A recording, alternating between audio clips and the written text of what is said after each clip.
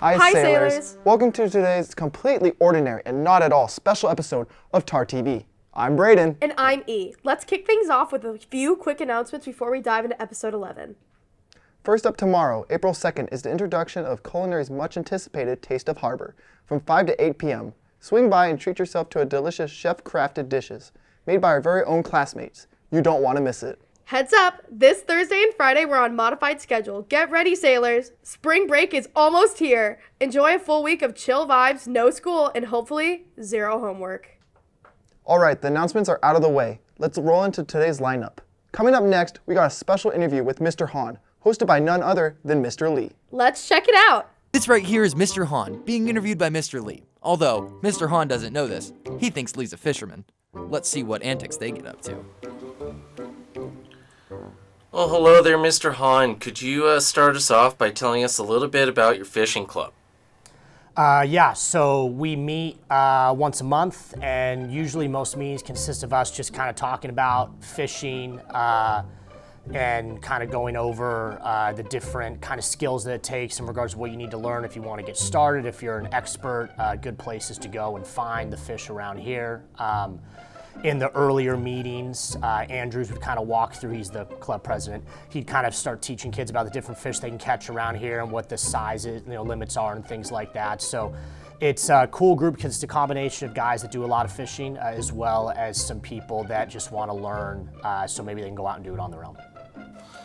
Very cool, thank you. When will you catch fish? When will I catch fish? Not as good as what I used to be when I was a kid, but generally I think if I can get out early in the morning, that's the best chance. It's when they want to eat. They need to have breakfast also. If I'm going out in the evenings, it tends to be a lot tougher. Back in the day, I used to want to go out and catch a lot of fish. Now it's more just a relaxing thing to do and hang out with family and friends. Awesome. When you fish personally, do you catch them with a rod or? So usually a rod. Like if I'm hungry enough and I'm out in the mammoth or taw, I might grab them with my hand. You know what I mean? If I have to. But generally speaking, no, a rod usually works a lot better. Awesome. And who's your most favorite professional fisherman? I don't know, a single professional fisherman. I will say I've got a family friend who's competed in some competition. Shout out to my brother-in-law for doing that. But I do not know any other professionals other than him. But he's won a couple small competitions locally. And what team does he play for? Plays for the Oceanside Fishermen. Very cool, thank you. What's the biggest fish you've ever caught? I caught a 6-foot mako shark right off of Salt Creek with my dad on our small trophy boat when I was about 11 years old. If I told the whole story, it would take up the whole episode. I'm not going to do that to you guys, but long story short, it was incredible. And 6 foot, about 140 pounds. Right off Salt Creek, I could see the fishermen. It was pretty wild. List us your top 10 favorite fishes. In order, please. Dealer's choice. Dealer's choice. Okay, so then I'm going to go 10. Sharks are 10 because they scare me, but they're cool. Whales are 9. They're big, they're cool, they make funny noises. 8 is tuna, specifically the bluefin. 7 is the yellowtail. 6 is the spotted bass. 5 is the calico bass, especially kelp patties, makes for a great fish taco. 4 is a swordfish because, again, they look cool. 3 is the hammerhead shark. Sharks scare me, but, again, cool looking fish. 2 is the barracuda because they're fast, and 1 is the piranha because I think it's crazy how you can drop something in a little lagoon and they can eat it up really fast. So piranha is the number 1 coolest fish. Thank you, Mr. Hahn. Just, whales are mammals, but thank you. Do you think you'll teach your daughter the same fishing skills that you've displayed here today?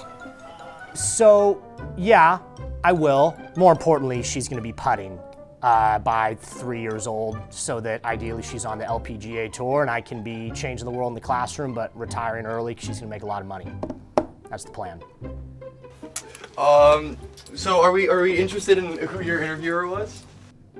Once I heard at the end, I thought you were doing an impersonation. That's good. When I heard the end, I'm like, either he did a really good impression or that was Lee. So that was good. Well done.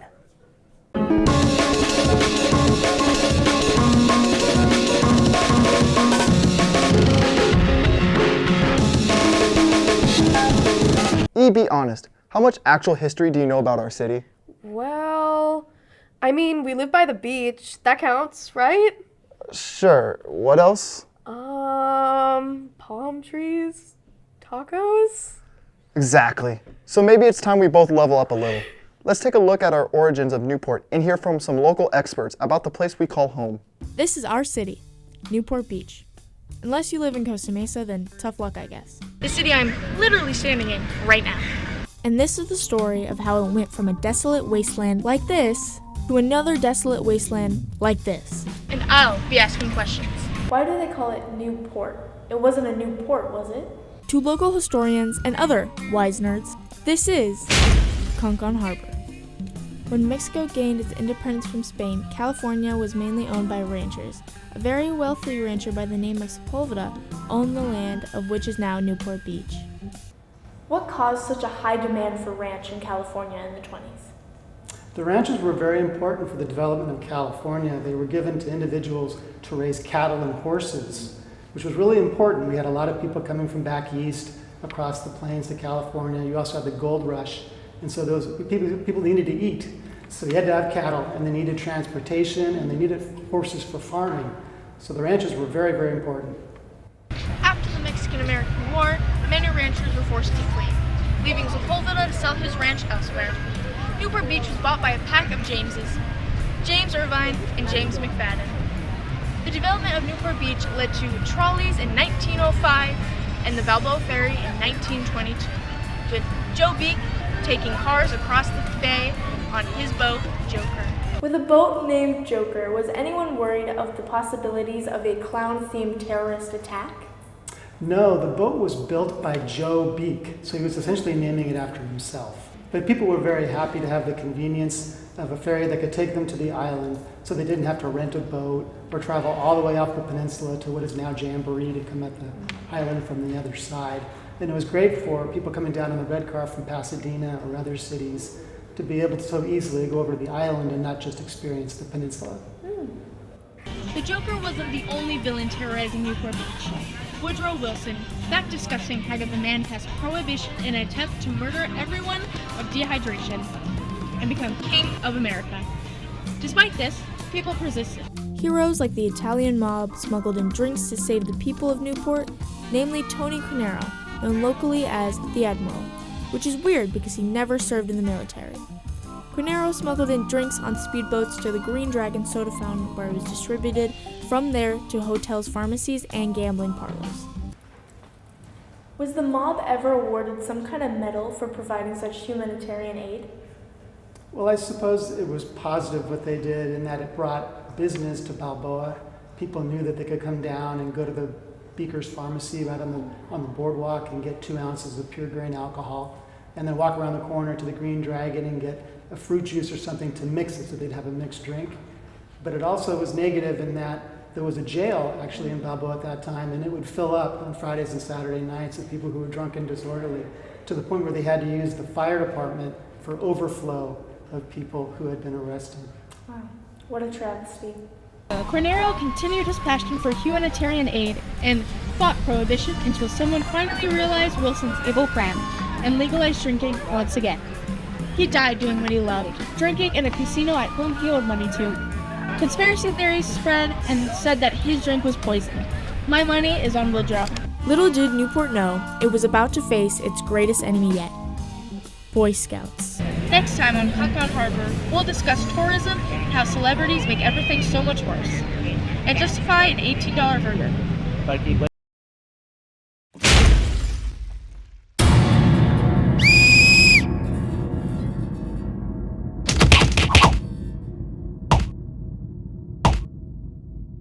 Knockout. Braden, I don't think the sailors are even remotely ready for today's show. Yeah, Honestly, same. But before we blow their minds, let's take a quick break. I've heard there are some brand new hits dropping, so let's stick around for a sneak peek at what's been lighting up the charts. Now introducing TarTV 2025.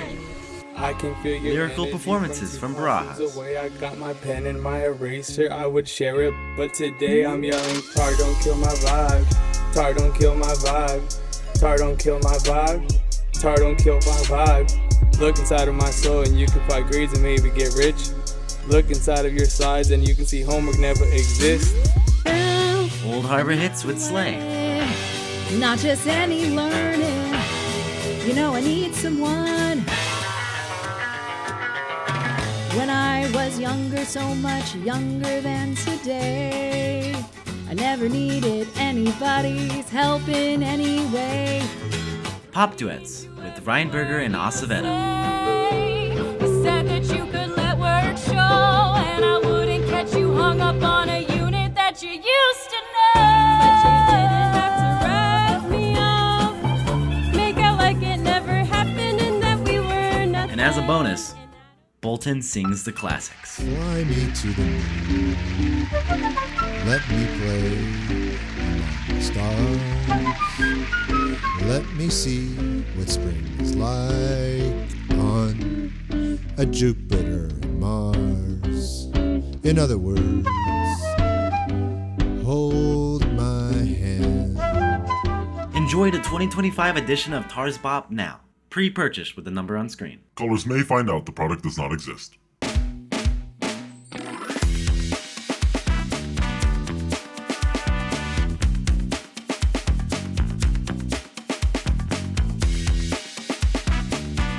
All right, now it's finally time for our show. Some of our TarTV crew teamed up with a few fellow students for a creative decorating challenge, and things got artsy. But let's just say it wasn't just all smooth sailing. They faced some unexpected twists with these impractical jokers. Let's check it out. What's up, sailors? Welcome to TarTV Tries. Today I am with art students, and we are learning how to do eggs, I guess.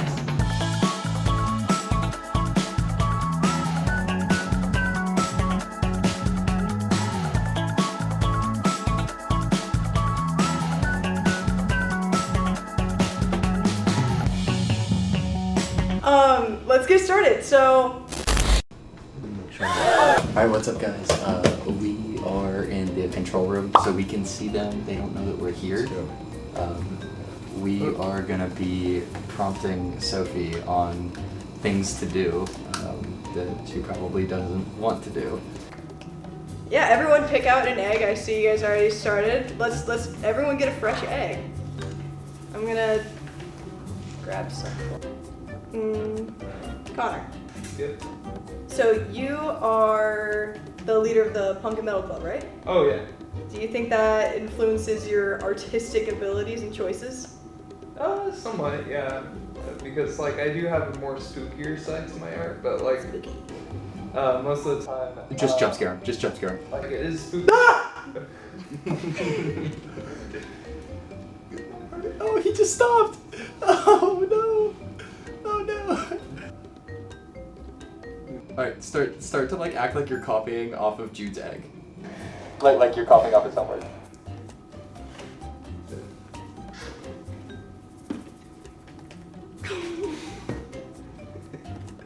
What did you say you were gonna do? To copy off of Jude's egg. Sophie, just start painting your hand. Alright, sit back down though.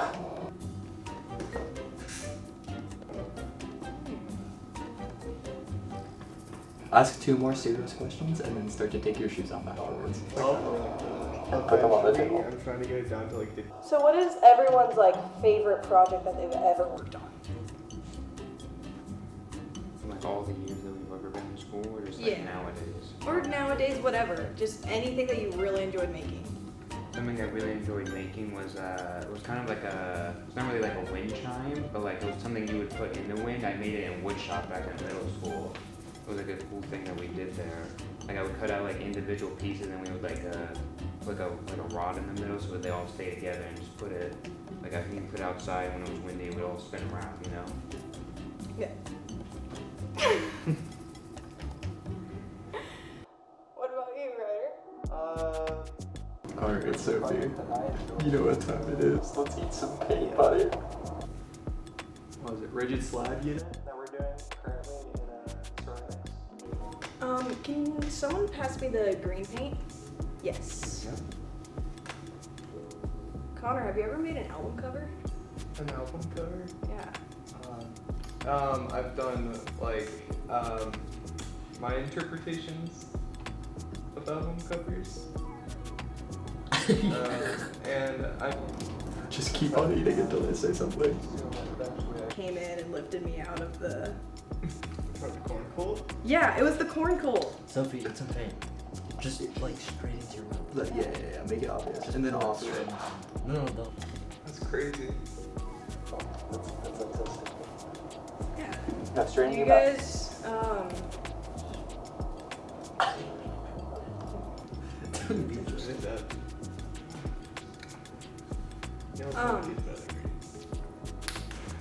Here's one for you. You know what, green? I've been red is best. Hey, your tongue is blue. Why is your tongue blue? Dude! You ate blue earlier. Why'd you eat blue? When did you eat? Sorry, I thought you're it not was supposed so to do good that. though. I'm sorry. I thought it might have been like blue raspberry. I'm sorry. Was it? No, Blue raspberry. Sophie, jump up onto the table and start rolling around. Literally throw everything off the table with your body. Oh my god.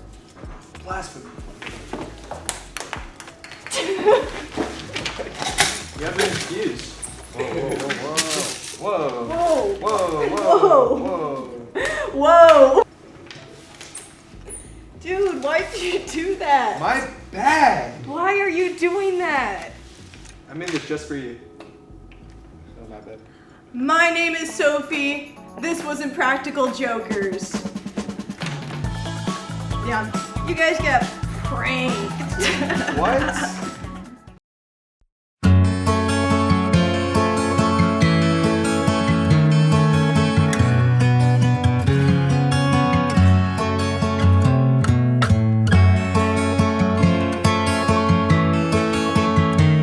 And before we wrap things up, it's time for one of your burning questions.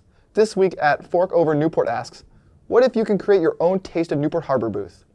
What would your theme be? Ooh, I've got this. I'd go with global street food theme. Think of Korean corn dogs, elote, mochi donuts, and buns. Just a full-on international food tour. Okay, now I'm starving. I'll do something niche, like a fair food frenzy. Corn dogs, deep fried Oreos, funnel cake, maybe even mini cotton candy machines. Pure chaos, zero regrets. Culinary, if you're listening, call us. We've got ideas. Big ideas. Got a question you want us to answer on the show? DM at NHHS TarTV and you might just be featured in the next episode. And oh yeah, happy April Fools. Go Sailors! I was looking at the bloopers for this segment, and there's over 85 minutes of them. So instead of going through 85 minutes of footage and finding the good stuff, here's 85 minutes of bad takes sped up 10,000%.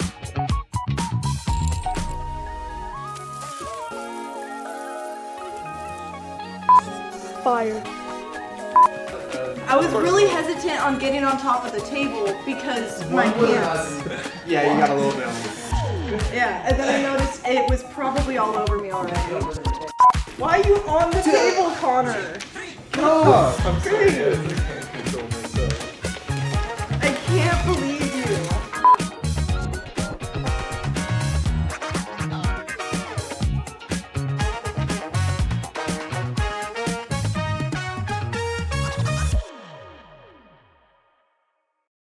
Yo! Yo!